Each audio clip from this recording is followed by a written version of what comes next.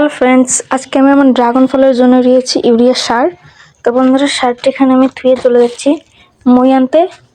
আর আমার ড্রাগন গাছটি রয়েছে এই ছাদের উপরে, তো আমি তো এভাবে উঠতে পারবো না, তাই জন্য মই আনতে যাচ্ছি। তো বন্ধুরা, মই আনতে যাচ্ছি। তো বন্ধুরা, মই আনা কমপ্লিট, দেখতে পাচ্ছ। আর আমি সারটি নিয়ে চলে যাব ছাদের উপরে।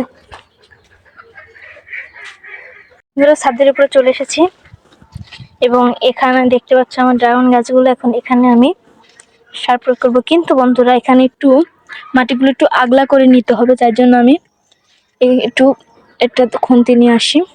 বন্ধুরা, খুন্তি নিয়ে আমি এখন চলে যাবো উপরে।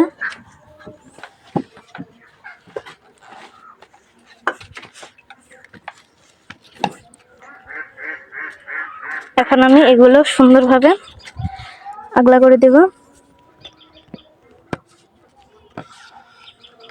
তো ক্যামেরাটা এখানে আমি ধরছি, আমার কোনো স্ট্যান্ডার্ড নাই ক্যামেরা ধরার মতো কোনো।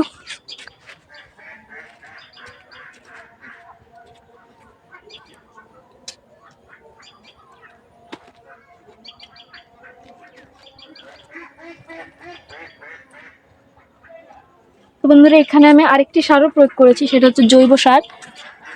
সেটা হচ্ছে পাউশ, মানে গরুর গোবরের পাউশ। তো বন্ধুরা, আমি খুব ভালোভাবে মাটিগুলো আগলা করে নিচ্ছি, যাতে কোনো শিকড়ের সাথে কোনো আঘাত যাতে না খায়, সেদিক খেয়াল করে আমি খুব সুন্দরভাবে মাটিগুলো আগলা করে নিচ্ছি।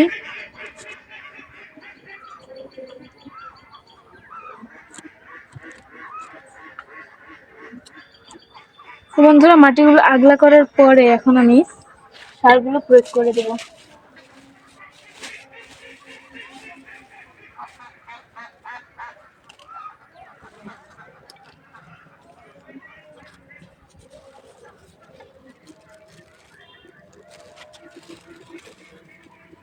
তো এখানে আমি বেশি সার প্রয়োগ করব না, মানে যেটা পরিমাণ মতো সেটাই আমি দিব।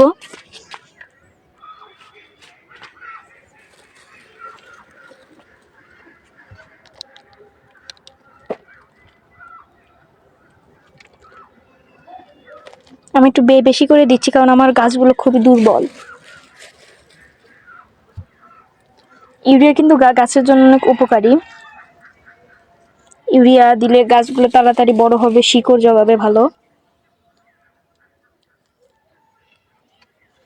তো আমি খুব ভালোভাবে এখানে দিয়ে দিলাম। এবার এটা আগলা করার পালা।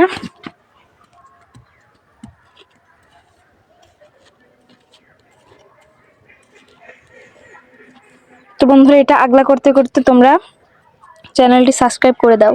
তো এটা আমার খনন করা শেষ, এটা আমার খনন করা শেষ। এবার আমি দুইটাতে সার প্রয়োগ করবো।